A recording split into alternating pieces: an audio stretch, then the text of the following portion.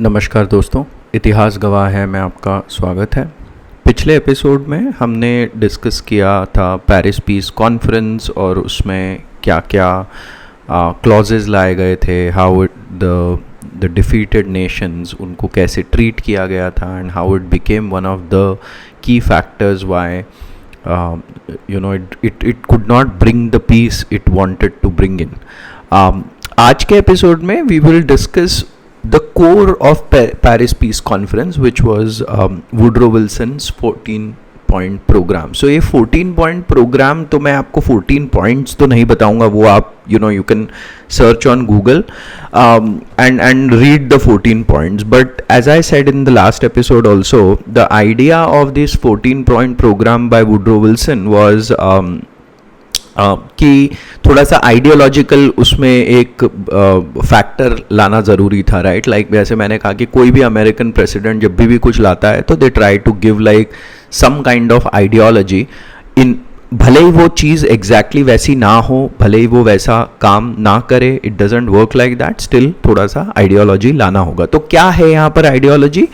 The ideology was कि President Monroe said कि the minorities in the Central and Eastern Europe were suppressed and that led to like strains which led to World War I. अब पहली बात तो exactly ऐसा नहीं है, और दूसरा ये है कि अमेरिकन प्रेसिडेंट को उस समय के यूरोप को लेकर इतनी अंडरस्टैंडिंग भी नहीं थी।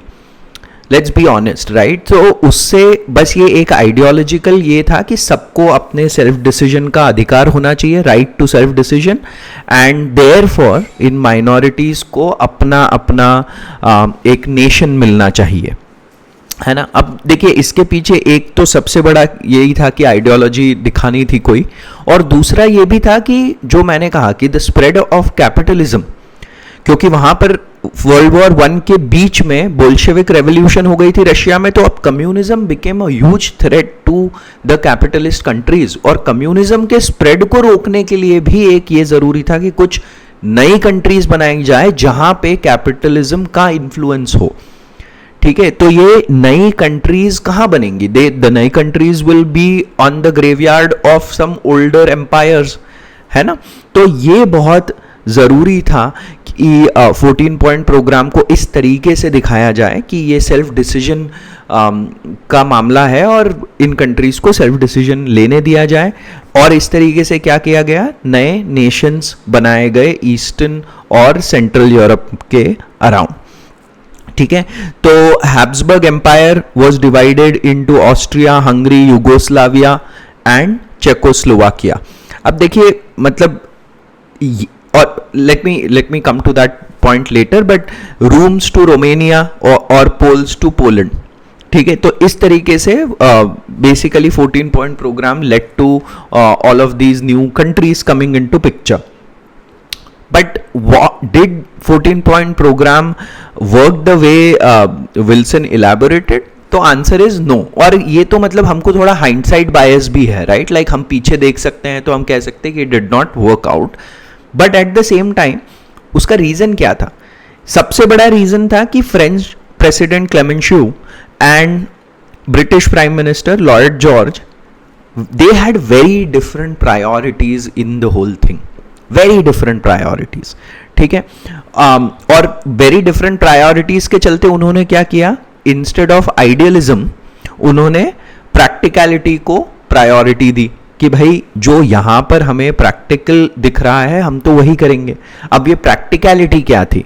तो the first thing that France wanted was to stop the future rise of Germany. ठीक है, that was the first thing on France's mind. ठीक है, and what that meant was that unification of Germany had disturbed the balance of power as we had talked about in the previous episode. तो इसमें क्या हुआ कि Britain और France tried to find a permanent balance of power by reducing Germany's size and increasing the size of neighboring countries. ठीक है, इन्होंने सोचा कि जर्मनी को इस तरीके से हम लोग थोड़ा सा कंट्रोल में ला सकते हैं। तो अब हुआ क्या इसके चलते?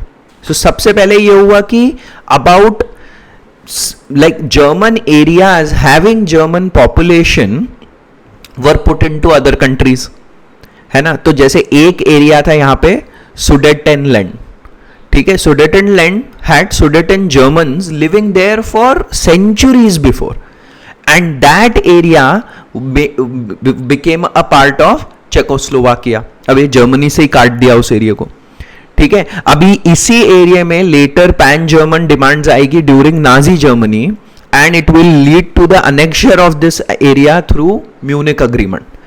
तो समझ रहे हैं आप कि ये एरिया जहां पे जर्मन्स थे, सुडेटेनलैंड जर्मन्स, वो एरिया हमने चेकोस्लोवाकिया को इन्होंने दे दिया, ठीक है. Similarly areas were given to Poland, Denmark and Belgium, ठीक है. जहां जर्मन पॉपुलेशन है उन एरियाज को काट के इन नेशंस को दे दिया. कोई उसका रीजन ही नहीं है.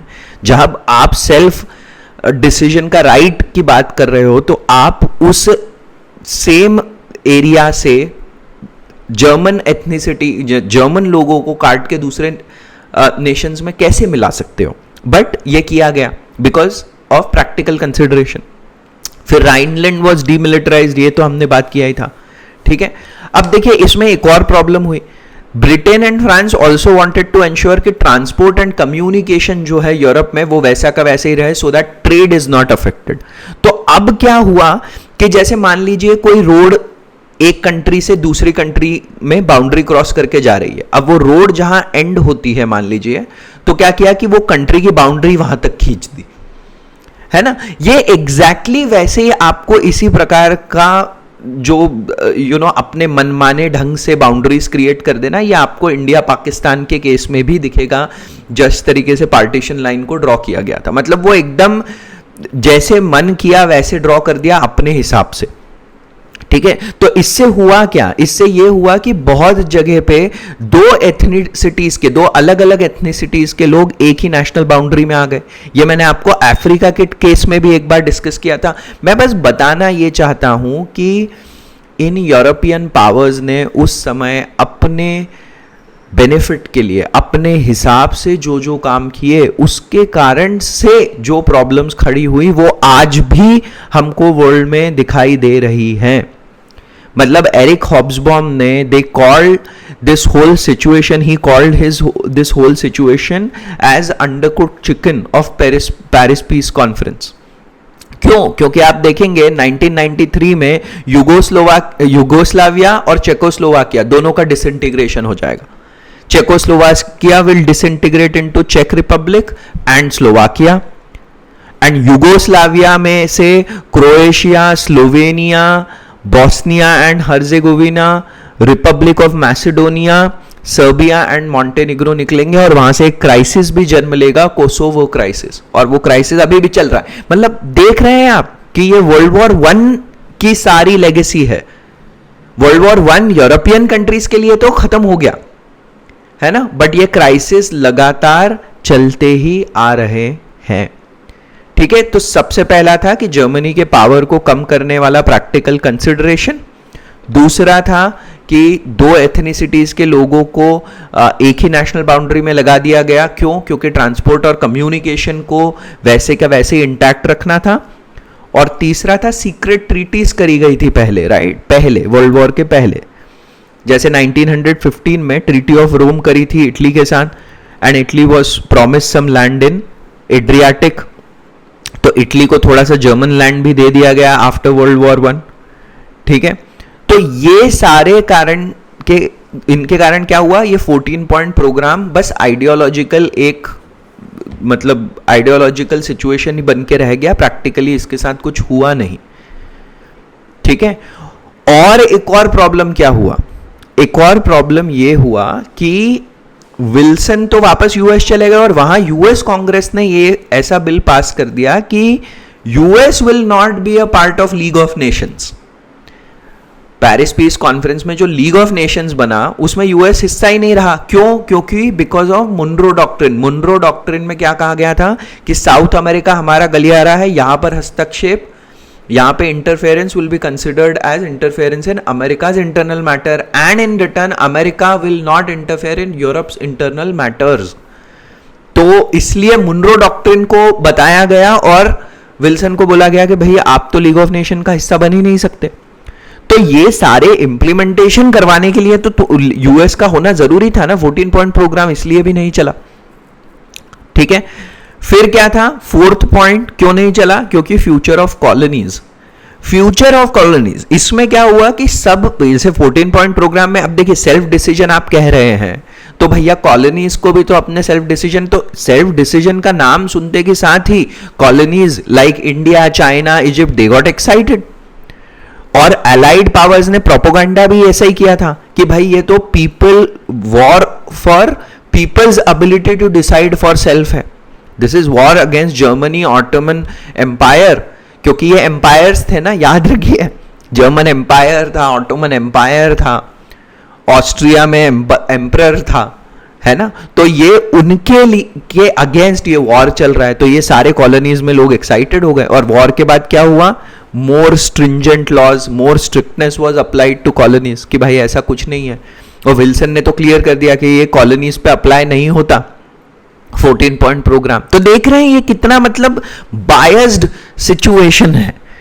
तो इसके अगेंस्ट कॉलोनीज में रिवॉल्ट स्टार्ट हो गए, जैसे इंडिया में रॉलेट सत्याग्रह, इजिप्ट में नेशनलिस्ट रिवॉल्ट स्टार्ट हो गया, चाइना में मे 4th रिवॉल्ट स्टार्ट हुआ, कोरिया में मार्च 3rd रिवॉल्ट स्टार्ट हो गया इसी के अगेंस्ट, है ना। और the colonies of defeated Nations were put under mandate method. Mandate method मैंने बताया था आपको, mandate method was just like dressing up imperialism in a nice way, कि पूरी तरीके से अधिकार नहीं करना है, बस इनको संरक्षण में, केयर में रखेंगे, गार्जियनशिप में रखेंगे। और उसमें भी ABC कैटेगरीज डिफाइन कर दी कि C कैटेगरी वाला तो एकदम ही मतलब ये हमेशा ही केयर में रहेगा, A कैटेगरी वाला कुछ समय तक रहेगा। तो इसी के चलते क्या हुआ, लीबिया को इटली के अंडर रख दिया गया, अल्जीरिया मोरक्को चले गए फ्रांस के अंडर, इजिप्ट पे हो गया ब्रिटेन का थोड़ा सा अधिकार, हिजाज, ग्रेटर सीरिया, ये मैंने आपको जो ईरान इजराइल कॉन्फ्लिक्ट वाला एक एपिसोड बनाया था अभी, उसमें बताया ही था कि हिजाज और ग्रेटर सीरिया ब्रिटेन के अंडर, जो उन्होंने वहां पर जो मक्का के ग्रैंड शरीफ थे हुसैन, उनके बेटों को दे दिया था, है ना। तो था ये सब ब्रिटेन के अंडर ही, ठीक है। Half of Russia was put under, half of Iran was put under Russia and half stayed independent, ठीक है। तो ये सारी चीजें जो देखने को मिलती हैं led to 14 point program not being implemented at all, है ना। फिर एक और यहां पर इशू जो खड़ा होगा वो है बिट्रेयल विथ कुर्द पॉपुलेशन, ठीक है। And Kurd population like Ottoman empire and Iran had a considerable Kurd population living.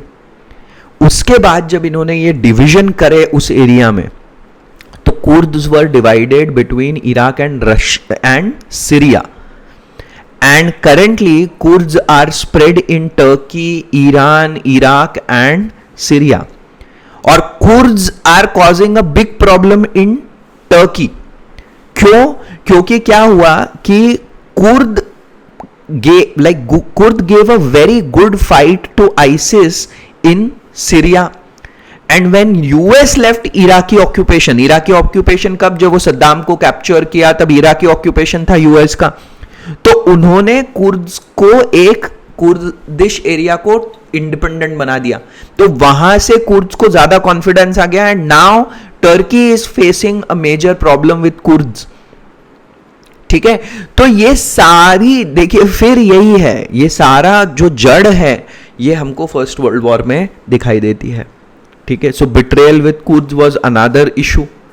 फिर हमने इजराइल पैलेस्टाइन कॉन्फ्लिक्ट का तो बहुत अच्छा वापस से एक बार डिस्कशन कर ही लिया है, और कैसे over time it has become Israel Iran conflict in a big way.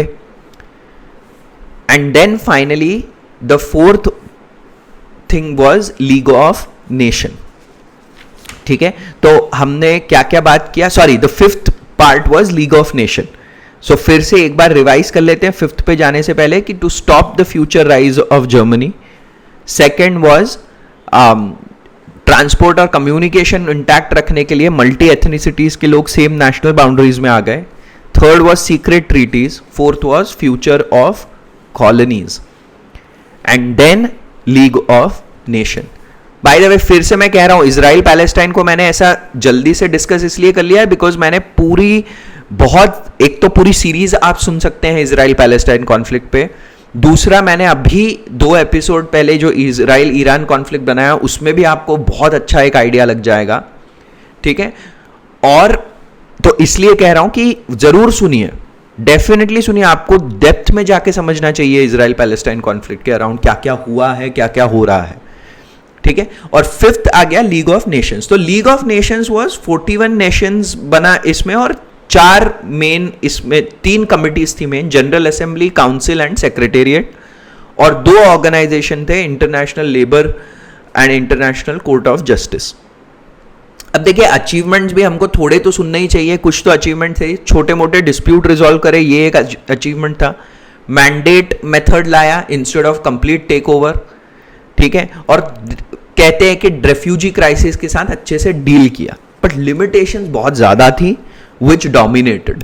Limitations क्या थी कि मैंने जो कहा कि mostly dominated by Anglo American views. America था नहीं बट डोमिनेशन तो था ही, एंड फ्रांस को इग्नोर किया गया.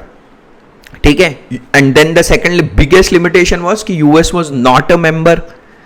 Third was Germany, Austria, Turkey, defeated nation. Again, Germany, Austria, Turkey were not a part of it initially, so it almost became like a club of victor nations. है ना, जो nations जीते हैं उनका एक छोटा सा क्लब सा बन गया, आपस में ही अपने decisions चल रहे हैं. ठीक है, and there was a clause 5 in all the, you know, all like how the League of Nations was formed. So clause 5 में had the clause of सर्वसम्मति. मतलब जब तक सबका अग्रीमेंट नहीं हो जाएगा तब तक डिसीजन फाइनल नहीं होगा. तो ये सर्वसम्मति वाले में क्या प्रॉब्लम होता है ना, कि डिफिकल्ट हो जाता है बहुत डिसीजंस लेना.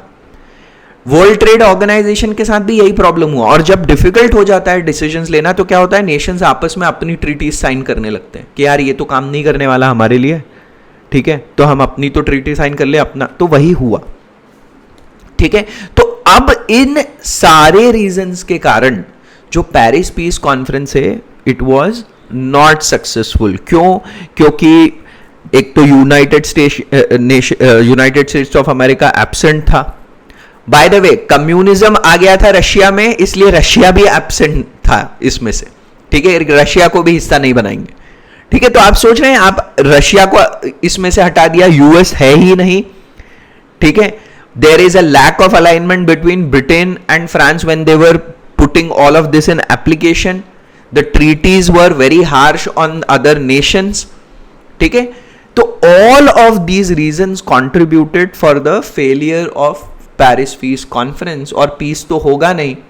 In fact, ऐसा कहते हैं कि वर्ल्ड वॉर 1 यूरोप के लिए तो उस टाइम 1917-1918 में एंड हो गया. पूरी दुनिया के लिए वो अभी भी चल रहा है ना. देखिए आप, Kosovo crisis, Israel Palestine crisis, हर जगह पे इतने सारे क्राइसिस चले ही जा रहे हैं जो यहाँ से ही निकल के आए हैं. ठीक है, और बहुत ज़्यादा अनस्टेबल सिचुएशन है पूरे उस रीजन में. तो ये समझना बहुत ज़रूरी है. अच्छा, एक final thought here is in the similarities of role of Austria in 1815. ये वो नेपोलियनिक वॉर्स के एंड की बात कर रहा हूं, जब मेटरनिक सिस्टम आएगा. ठीक है, क्लेमेंस वॉन मेटरनिक और फ्रांस इन 1919. इनमें क्या सिमिलैरिटीज थी? वियना सिस्टम क्यों लाया गया था? वियना सिस्टम इसलिए लाया गया था बिकॉज मेटरनिक थॉट कि ये स्प्रेड ऑफ नेशनलिज्म और ये जो रेवोल्यूशनरी आइडियाज है इनको स्प्रेड नहीं होने देना है. और उसके अगेंस्ट में 2 लोग कौन आए? Auto von Bismarck, who led Germany to its unification, and Count Cavour, who was responsible for unification of Italy. अब पेरिस पीस कॉन्फ्रेंस जो फ्रांस में हुई है उसके अगेंस्ट कौन खड़ा होगा? Hitler from Germany and Mussolini from Italy. तो ये एक मतलब एक तरीके की सिमिलैरिटी यहां पर हमको दिखाई देती है कि पेरिस पीस कॉन्फ्रेंस ने जो सिस्टम लाया उसके अगेंस्ट भी someone from Italy and Germany will stand up. ठीक है, and that is something which which will help you remember how of all of this like in last 1 century panned out। ठीक है, तो ये आज हमने डिस्कस करा the limitations of Monroe's 14-point program and why it was not implemented and why Paris Peace Conference was not successful। अब देखिए ये एकदम सिचुएशन धीरे धीरे करके हम और थोड़ा सा अभी और डिस्कशन बाकी है and all the discussions will then lead us to second world war. सुनने के लिए आपका बहुत बहुत धन्यवाद। अंटिल नेक्स्ट एपिसोड, जय हिंद।